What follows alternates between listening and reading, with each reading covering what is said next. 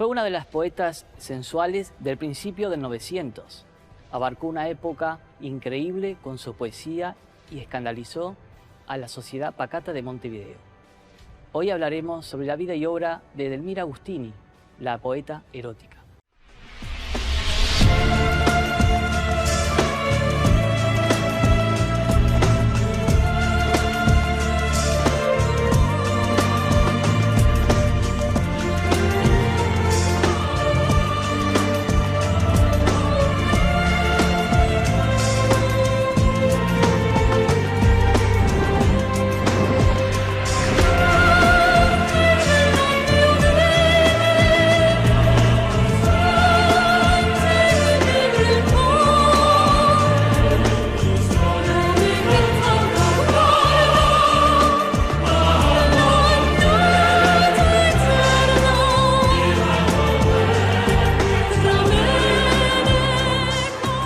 Bienvenidos a un nuevo programa de Gloria y Muerte, y los quiero invitar a hablar sobre una poetisa extremadamente increíble de nuestro país.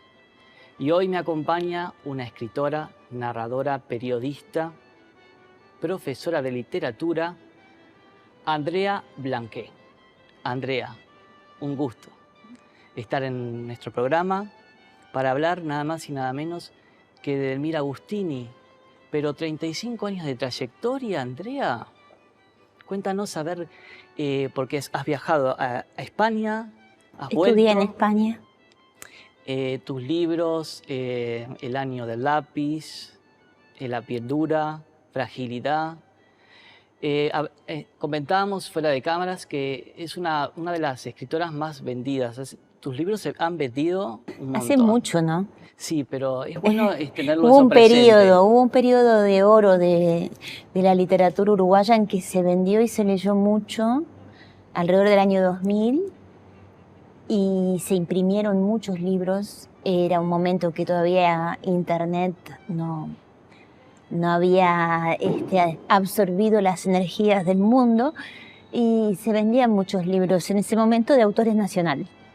Ahora también hay un montón de autores nuevos, pero digo, yo tuve la suerte de tener ese impulso que la literatura uruguaya estaba dando. Y aparte, sos de la generación del 80. Yo no sé si soy de la generación del 80, porque en realidad el 80 es un número redondo. Y para mí, lo que se dice realmente, se le llama generación del 80, empezó en el 87-88. Para mí el 88 fue el año clave, que es el año de Arte en la Lona. Fue como la cúspide. Ya empezó el rock and roll en el año 86-87. Porque veníamos de la dictadura, claro, convengamos eso también. Es post-dictadura. Yo volví de España en el año 87, en aquel momento. Y sobre Edelmira, ¿cuál es tu percepción? ¿Quién fue ella? Bueno, Edelmira Agustini, yo la he enseñado muchísimo en mis clases de liceo común, porque yo en el IPA era profesora, y en el CERP del Interior era profesora de literatura española. Pero Edelmira la trabajé muchísimo con el público juvenil. Siempre era algo muy desasosegante para los chiquilines leerla. Yo siempre hago una conexión muy fuerte entre la obra y la vida. Es algo que en un momento estuvo muy pasado de moda y se condenó mucho, pero para mí toda la literatura es autoficción de alguna manera, que es un rótulo que ahora le ponen. Y Edelmira es muy interesante porque a través de las metáforas hablaba de la sexualidad. Ahí tendríamos que hacer como una diferenciación entre erotismo y sexualidad. Para mí es sexualidad más que erotismo, porque es como explícita, ¿no?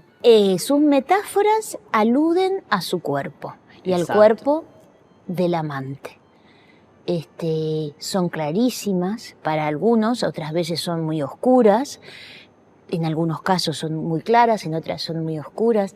Por ejemplo, hay un verso famoso: cuando tu llave de oro sonó en mi cerradura. Sí. Es una metáfora del encuentro sexual. Exacto. Total. Y bueno, a veces hasta yo misma me cohibía, porque los chiquilines, los estudiantes, 15, 16 años se daban cuenta de que estábamos hablando.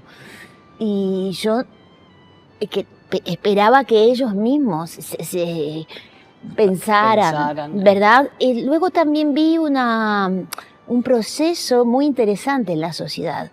Cuando empecé a dar clase en el año 2000 a los adolescentes del Mira, tenía los varones que decían que estaba muy bien que el marido la hubiese matado porque estaba loca.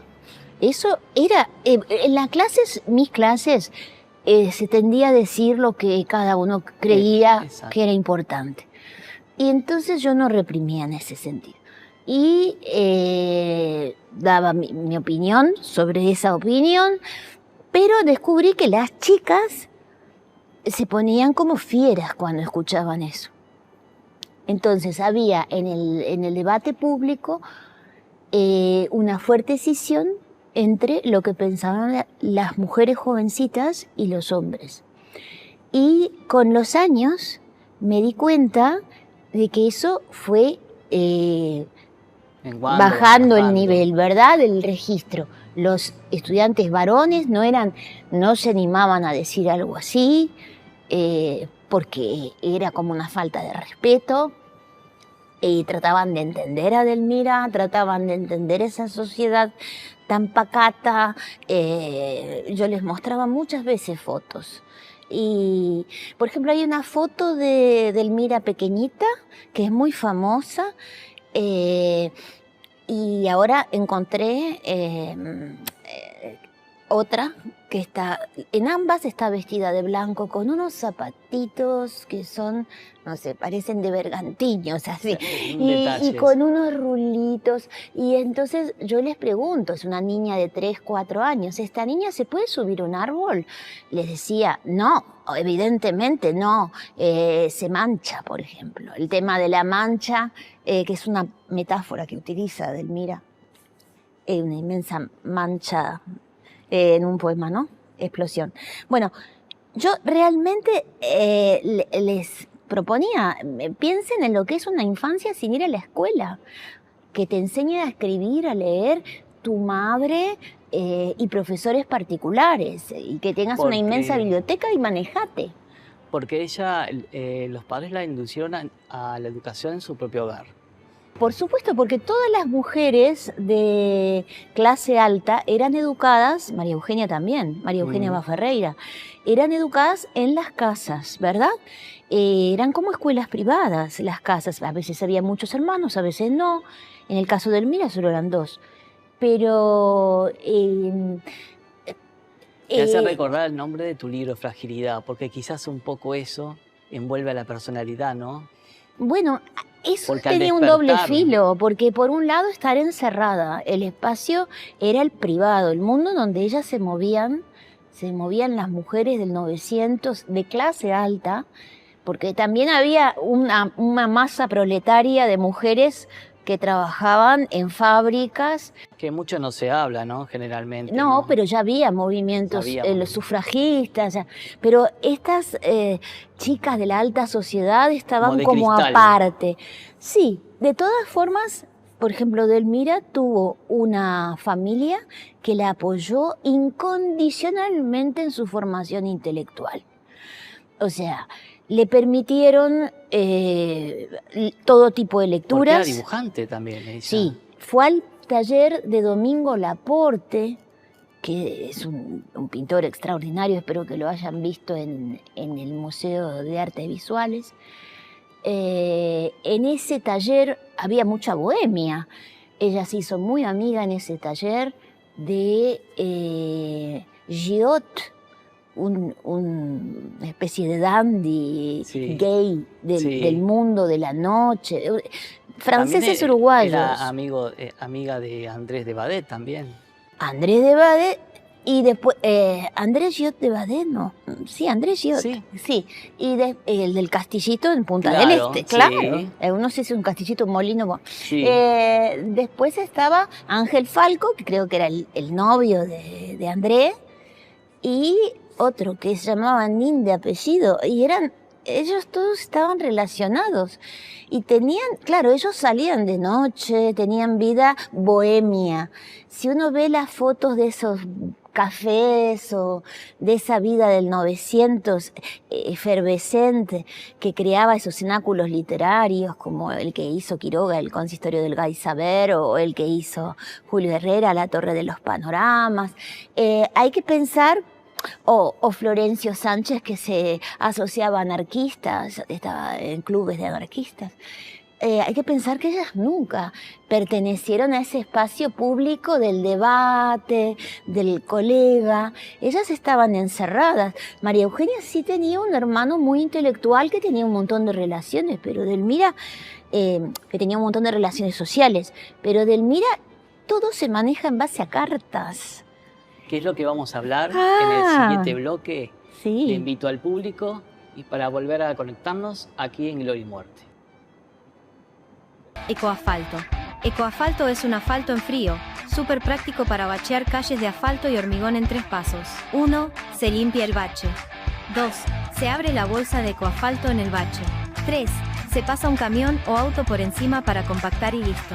La duración es de 3 años, más de 30.000 baches arreglados en Uruguay. Trabajamos con más de 65 municipios e intendencias.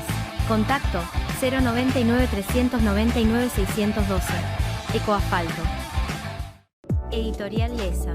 Editorial Lesa se especializa en material dedicado a los docentes. Libros de pedagogía, psicomotricidad e infantiles, entre otros. Los mejores libros en distintas áreas. Envíos a todo el país. Directora Anabela Bauzá.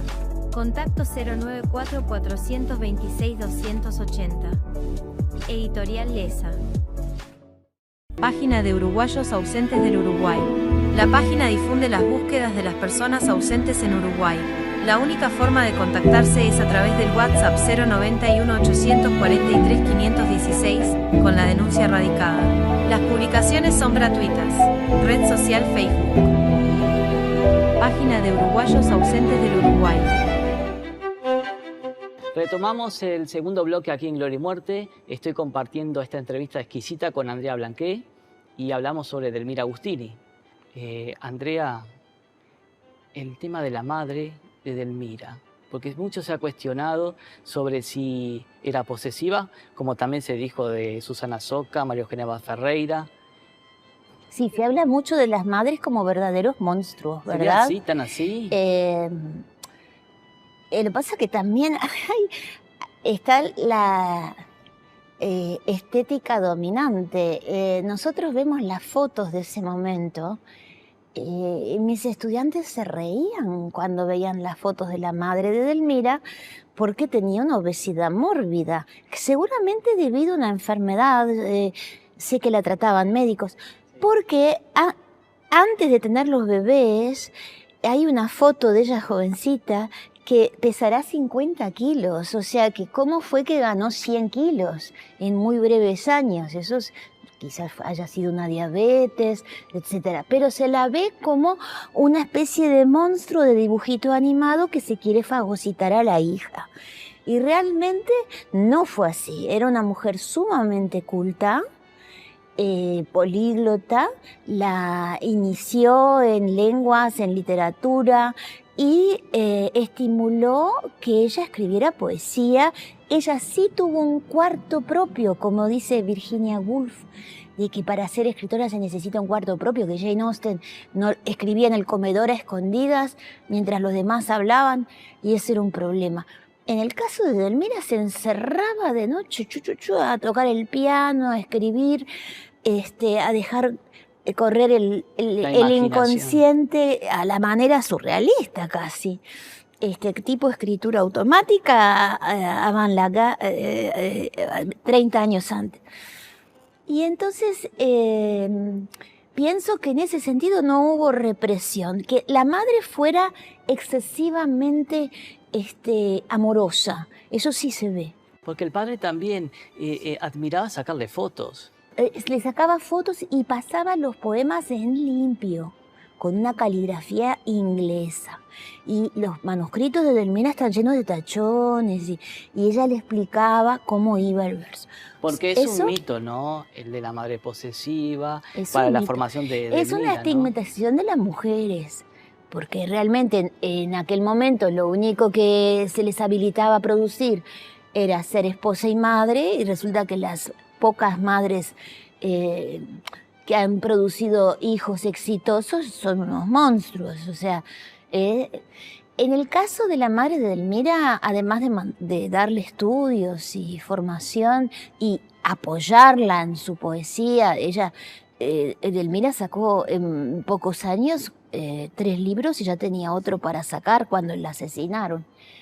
Y evidentemente, cuando se separó del marido, por voluntad propia, se fue a la casa de la madre y le dijo: estoy cansada de tanta mediocridad. O sea que eso fue el refugio de la madre, que la entendía. Y el día de la boda, que fue en la casa del padre de Job, Enrique Job Reyes, es el hombre que esposó a Edelmira,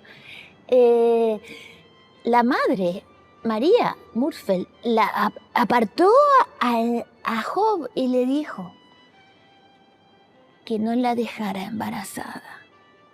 Y le dio unos consejos sobre cómo evitar el embarazo, porque ella tenía que escribir libros, porque ella era una gran artista. Y parece que él quedó espantado. Se espantaba muy fácilmente de Edelmira, de la madre de todos. No, y en la época también que le tocó vivir a Edelmira no era una de las mejores, recién empezaba. La verdad, empezaba la modernidad con todo en 1900. Los hombres estaban escribiendo sobre el erotismo abiertamente. Roberto, las carreras ya estaba. Quiroga joven. Te hago una consulta, te hago una pregunta también respecto a... Ella se casó con su propia voluntad, fue inducida a ese casamiento. ¿Qué pensás? Bueno, inducidas al casamiento, prácticamente todas las mujeres masivamente eran por el patriarcado, por la sociedad en la que vivían, sobre todo la clase alta, en donde no podían trabajar porque era un tabú.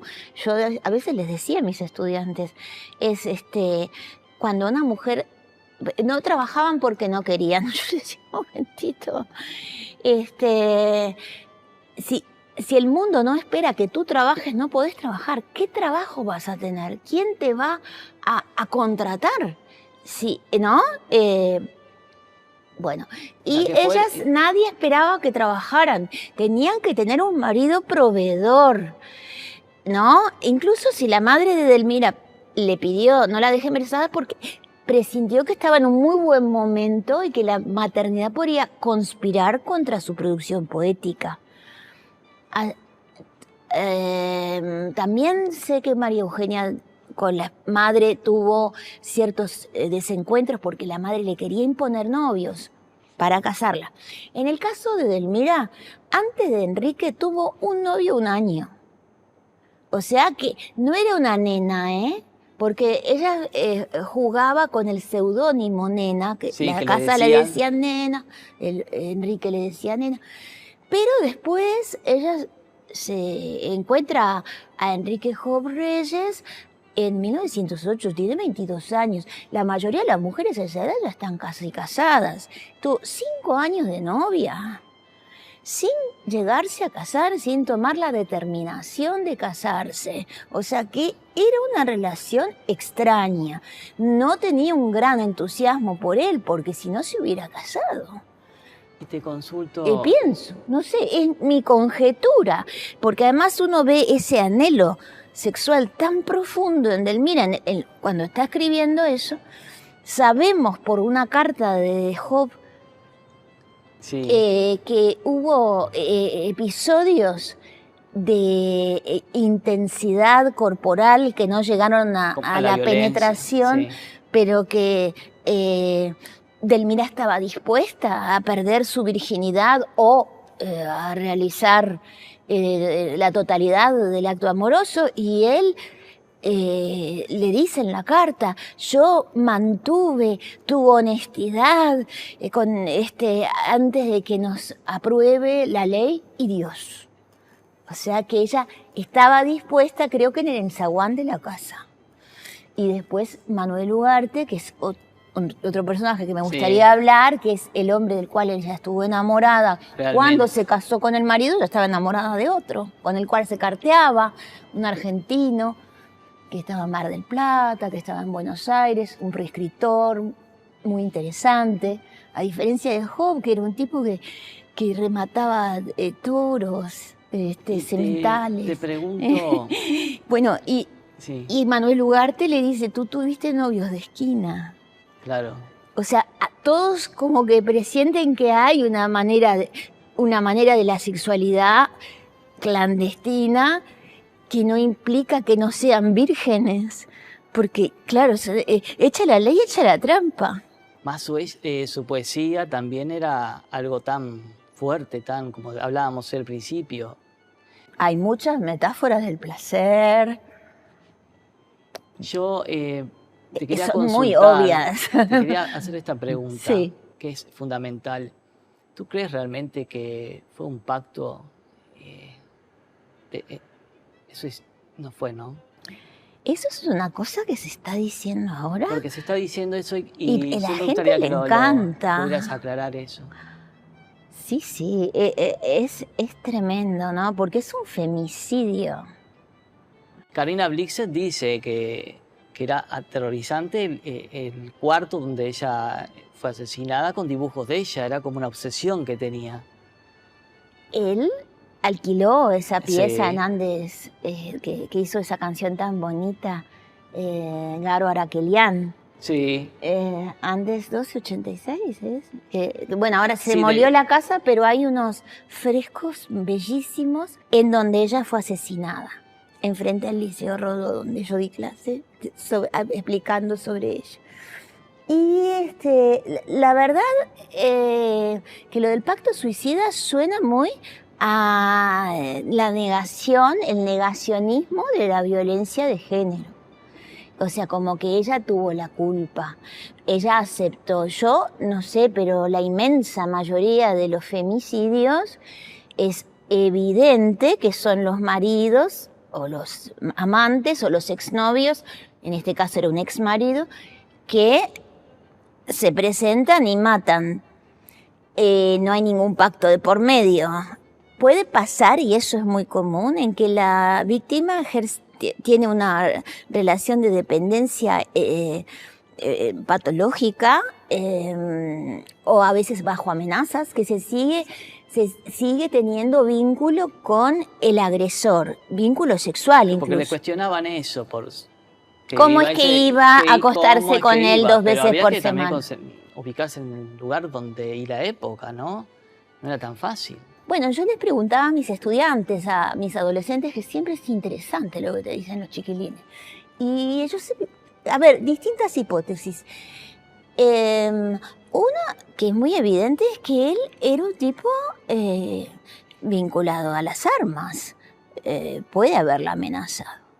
Puede haber estado bajo amenaza, o me amas o te mato, lo más común del mundo. Es un tipo que era del campo, del ganado, rematador. ¿Quién no tenía armas en ese momento? Y luego pienso que él tuvo algún episodio de violencia con ella, porque cuando se divorciaron, ella trajo testigos y hay párrafos de las actas en donde ella habla de maltratos y cosas indecibles. O sea, no explicita que hubo golpes, pero se da a entender que hubo violencia. Y entonces, ella se fue a los 21 días de la casa. O sea que si hubo violencia, sé que hubo violencia el día del casamiento también, porque la encontró conversando en una esquina con Manuel Ugarte, le vino un ataque de celos y le hizo toda una historia. O sea que había violencia. Bueno, entonces el hombre va con un arma y yo no hubiera en un pacto suicida, pienso yo como mujer, no me hubiera ocupado de ponerme las medias, los zapatitos, ¿no? Porque están en ropa interior después de haber tenido algo con ese hombre en esa cama. Está sentada en la cama o parada frente al espejo, no está claro, porque hay informes forenses, pero claro, son de hace 100 y pico de años. Y para cerrar, quería comentarte Sí. también que la imagen de ella fue muy vista, ¿no? Porque fue muy, muy brutal en la época.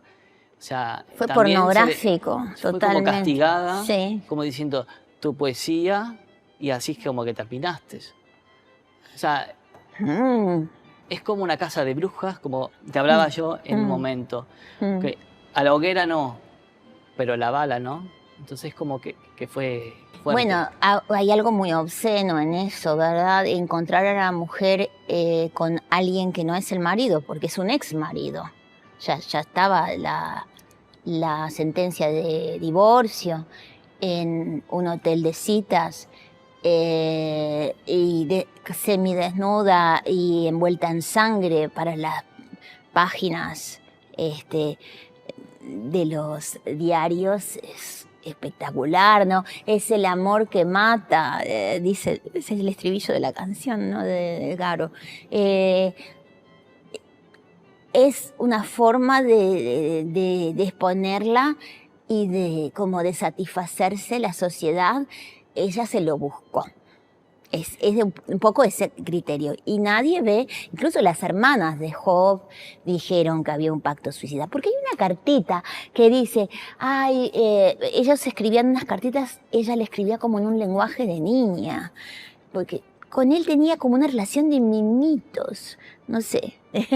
Y en una carta le dice, quiero vivir contigo y morir juntitos.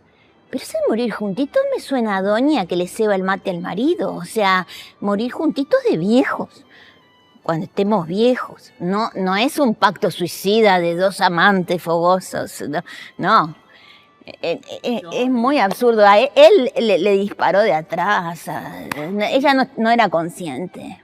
En este programa queríamos recordarla porque estamos a 138 años, en 2 años 140 años de su nacimiento, y queríamos reivindicar un poco su arte, lo que fue y representa, como cito a Rafael Curto así, que dice, de la muerte de Edelmira no cambió nada, pasaron 100 años y sigue sucediendo lo mismo. Estamos en una misma sociedad que lamentablemente suceden esas cosas hace 100 años atrás. Quería agradecerte por esta participación de nuestro último programa. Es una invitada especial. Quería ofrecerte el libro de Guzmán Garrido, que es La tapera de Oribe. Muchas gracias. Y el Muchas que siempre gracias. obsequiamos de Inés Buchazo, Rosas y Violetas para Juana. Mira. Mostramos así al público. Muchísimas gracias. Para que tengas un recuerdo. Y muchísimas gracias por compartir con nosotros este espacio dedicado a Edelmira. Bueno, muchas gracias a ustedes. Y con el público nos encontramos ahora. Estimado público, quiero agradecerles su participación junto conmigo en este programa y a todos los invitados que nos han acompañado durante todo este año en este proyecto que es Gloria y Muerte. Agradecer infinitamente al público que nos ha seguido y que nos continuarán difundiendo. Este ciclo está dedicado a mi abuela Sara y a mi tía Beatriz Martínez. Nos vemos próximamente en Gloria y Muerte.